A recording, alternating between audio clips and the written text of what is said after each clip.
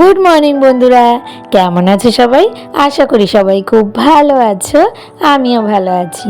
আমার এক আকার স্বপ্ন চ্যানেলে তোমাদেরকে অনেক স্বাগত আর ভালোবাসা জানিয়ে আজকের ভিডিওটা শুরু করছি। আজকে হলো রবিবার আর আজকে হলো মহালয়া, মানে দেবী পক্ষের শুরু হয়ে গেল। তবে আজকে আর ভোরবেলা ঘুম থেকে ওঠা হয়নি, আর ঘুম থেকে উঠে মহালয়া দেখা হয়নি, কারণ এখনকার মহালয়া না আমার ঠিক ভালো লাগে না, কেন জানি না। আমাদের ছোটবেলার মতো মহালয়ার সেই গল্প আর খুঁজে পাই না, তো সেই জন্য এখন আর খুব একটা ভালো লাগে না। তবে ছোটবেলায় একদম ভোরবেলা 4টের সময় আমার বাবা ঘুম থেকে উঠে সবার প্রথমে রেডিওতে মহালয়া চালিয়ে দিত, সেটা শুনেই ঘুমটা ভাঙতো।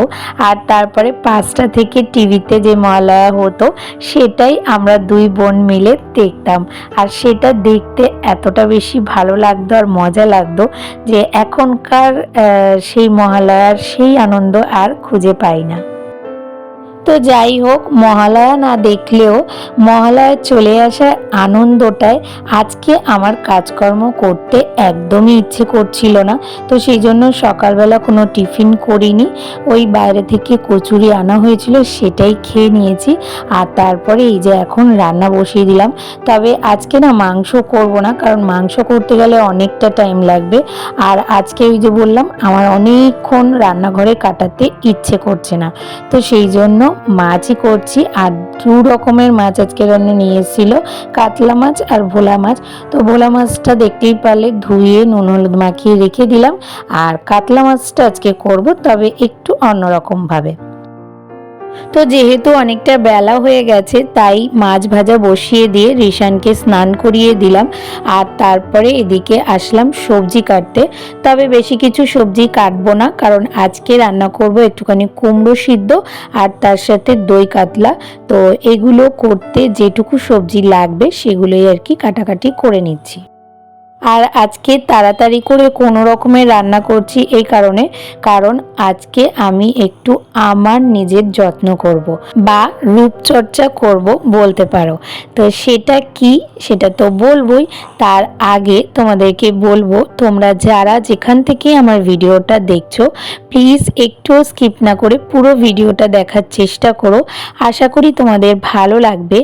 আর আমার ভিডিওর কোনো একটা অংশ যদি তোমাদের ভালো লেগে থাকে তাহলে আমার যেসব নতুন বন্ধুরা আছো এখনো পর্যন্ত আমার চ্যানেলটাকে সাবস্ক্রাইব করোনি, তারা প্লিজ সাবস্ক্রাইব করে দিও।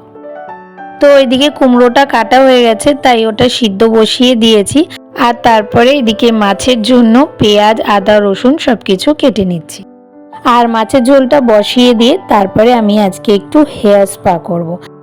আর আমার না এই ধরনের রূপচর্চাগুলো খুব করতে ভালো লাগে আর ইচ্ছেও করে, তবে সবসময় হয়তো টাইম পাই না। তারপরেও কাজের ফাঁকে চেষ্টা করি বিশেষ বিশেষ কিছু সময়ে আমি আমার নিজের এই যত্নগুলো নেওয়ার, কারণ আমাদের নিজেদের যত্ন আমাদেরকেই করতে হবে। কেউ আমাদের জন্য কিন্তু কিছু করে দেবে না, আর বলেও দেবে না তোমার জন্য কি দরকার। তো সেই জন্য সবসময় নিজেদের যত্ন নিজেদেরকেই করতে হবে, আর নিজেদের জন্য সময় নিজেদেরকেই বার করতে হবে, কারণ দিন শেষে আমাদেরকেও ভালো থাকতে হবে বা আমাদেরও ভালো থাকার অধিকার আছে। একটা সময় আমিও জানো তো সংসারের যে কোনো কাজে পা বাড়ানোর আগে 10বার ভাবতাম এই কাজটা আমার করা কি ঠিক হবে, বা এই কাজটা করলে কেউ পছন্দ কি করবে, এ কি অপছন্দ করবে, এর কি ভালো লাগবে খারাপ লাগবে, এই সব কথা চিন্তা করতাম। কিন্তু আমার শাশুড়ি মায়ের মৃত্যু বলতে পারো আমাকে অনেকটা শিক্ষা দিয়ে গেছে। আর তারপরে কিছু সময়ে কিছু মানুষের ব্যবহার বা কথা আমাকে শিখিয়ে দিয়েছে যে তুমি যার জন্য যতই করো না কেন কোনো না কোনো দিক থেকে তোমার কমতি থেকেই যাবে। তো সেই জন্য সেই সব কাজে সময় নষ্ট না করে নিজের জন্য কিছুটা সময় বার করার সব থেকে বেশি ভালো।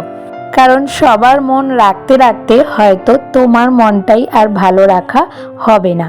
তো সেই জন্যই আমি চেষ্টা করি আমার নিজের জন্য কিছুটা সময় বার করা। তবে এই জায়গাটায় আসতে আমার খুব সহজ হয়নি, অনেকটা কষ্ট, অনেক কাঠখড় পোড়াতে হয়েছে বলতে পারো, তারপরেই আমি এই জায়গাতে আসতে পেরেছি।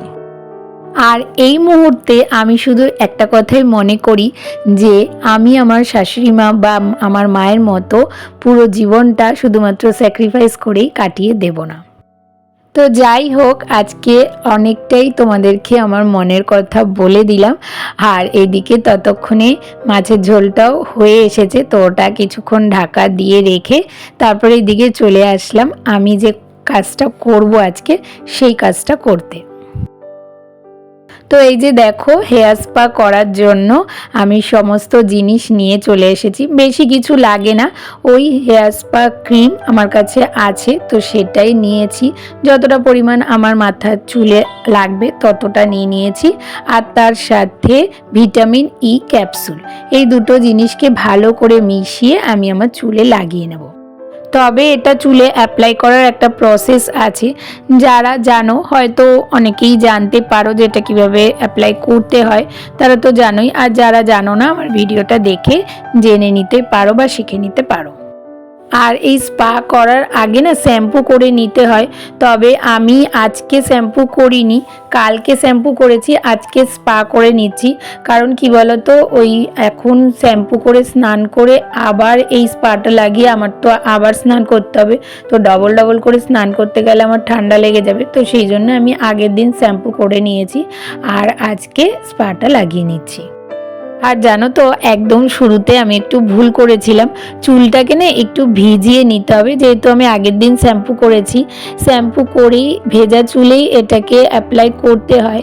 তো আমি যেহেতু আগের দিন শ্যাম্পু করেছি, তো সেই জন্য চুলটাকে আগে ভালো করে ভিজিয়ে নিয়ে তারপরে এই ক্রিমটাকে অ্যাপ্লাই করতে হবে। তো প্রথমে আমি শুকনো চুলেই লাগিয়ে নিচ্ছিলাম, তারপরে মনে পড়ার পরে আমি এই যে এখন ভিজিয়ে নিয়েছি পুরো চুলটাকে, তারপরে এই যে অল্প অল্প করে চুল নিয়ে পুরো ক্রিমটাকে এভাবে অ্যাপ্লাই করে নিচ্ছি। আর আমি না চুলে আগে স্পা করতাম না, আমার চুলটা স্মুথনিং করা তাও 2 বছর হয়ে গেছে, একবারই করেছিলাম।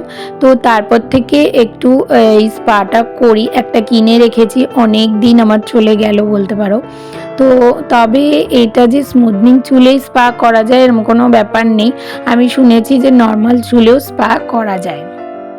তো মাছের ঝোলটা অনেকক্ষণ আগেই হয়ে গেছিলো, আর তারপরে এদিকে যেহেতু টাইম হয়ে গেছে, তো সেই জন্য রিশানকে আর ও দাদুকে খেতে দিয়ে দিলাম, ওরা খেতে থাকুক, ততক্ষণ আমি রান্নাঘরটা পরিষ্কার করে নিই, কারণ রান্নাঘরটা এখনো পর্যন্ত মোছা হয়নি। তো এই যে মাছের ঝোলটা নামিয়ে নিলাম, আর তারপরে এখন রান্নাঘরটা ভালো করে মুছে পরিষ্কার করে নেব, আর বেসিনে যে কটা বাসন আছে সেগুলোও মেজে নেব। আর তারপরে ওদের ততক্ষণে খাওয়া হয়ে গেলে আমি, যদি রনো বলে যে আগে খেয়ে নেবে তাহলে খেয়ে নেব, তারপরে স্নান করব, আর না হলে স্নান করে তারপরে খাবো।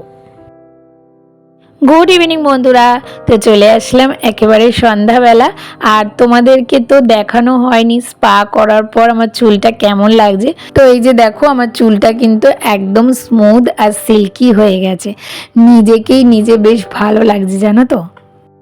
আর ওইদিকে দেখো, বাবা ছেলেকে ফটো তুলতে ব্যস্ত।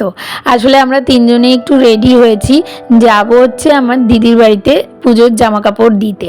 আর আমরা তিনজনেই রেডি হলে একটু ফটো তুলি, কারণ আমাদের ফটো তুলতে ভালো লাগে। আর যাওয়ার আগে এই কাজটা শেষ করে গেলাম, রিশানের স্কুলে একটা হাতের কাজ দিয়েছিল, সেটাই না এখন বসে বসে করলাম। তো এই যে দেখছো, এই নিচের দুটো যে ফুল, এই দুটো ফুল না ওরা পেঁয়াজ দিয়ে প্রিন্ট করে দিয়ে দিয়েছিল, আর তারপরে বাদবাকিটা আমি এঁকে করেছি বাদবাকি ফুলগুলো। আর এই হাতটা রিশানের হাতের ছাপ দিয়ে করা। তো কেমন হয়েছে অবশ্যই কিন্তু তোমরা কমেন্ট করে জানিও, ভালো লাগলে একটা লাইক করে দিও। আর তারপরে এই যে দিদিভাইয়ের বাড়িতে চলে এসেছি। আর তৃষানকে বললাম একটুখানি জামা প্যান্টটা পরে দেখ, কারণ সাইজটা ঠিক আছে কিনা সেটা দেখার দরকার। আমার আবার এটা নিয়ে খুব টেনশন হয়, সাইজ ঠিক মতো না হলে আবার সেগুলোকে পাল্টানো সেটা একটা বড় খাটনির কাজ। তো সেই জন্য আর কি পরে দেখতে বললাম, তো ঠিকঠাকই আছে। আর এদিকে তৃষানের জগন্নাথকে নতুন জামা পরিয়েছে, মুকুট পরিয়েছে, সেটাই দেখাচ্ছিল।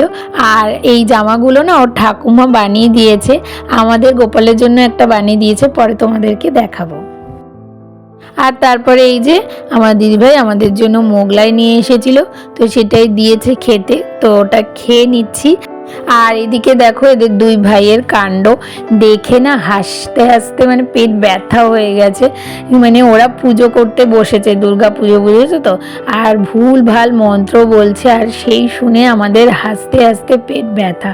মানে দুর্গাপুজো আসলে মানুষ তো কটা জামা কাপড় হয়েছে বা কোথায় ঠাকুর দেখতে যাবে এই সব নিয়ে আলোচনা করে, কিন্তু ওদের ওই সব নিয়ে কোনো রকম কোনো মাথা ব্যথা নেই। ওরা দুর্গাপুজো নাম শোনার পর থেকে এই পুজো পুজো খেলা শুরু করেছে, বিশেষ করে হচ্ছে কি আমার ছেলে। তো যাই হোক, অনেক মজা আনন্দ হাসাহাসি করলাম। এবার বাড়ি ফেরা পালা, আর ভিডিওটাও আমি এখানেই শেষ করব। তাহলে আজকের ভিডিওটা তোমাদের কেমন লাগলো? ভালো লাগলে একটা লাইক, কমেন্ট, শেয়ার আর সাবস্ক্রাইব করে পাশে থেকো, আর নোটিফিকেশন বেলটাকে অবশ্যই অন করে অল করে দিও। তাহলে দেখা হচ্ছে নতুন একটা ভিডিওর সাথে। ততক্ষণের জন্য তোমরা সবাই খুব ভালো থেকো, সুস্থ থেকো, আর অনেক অনেক স্বপ্ন দেখতে থাকো।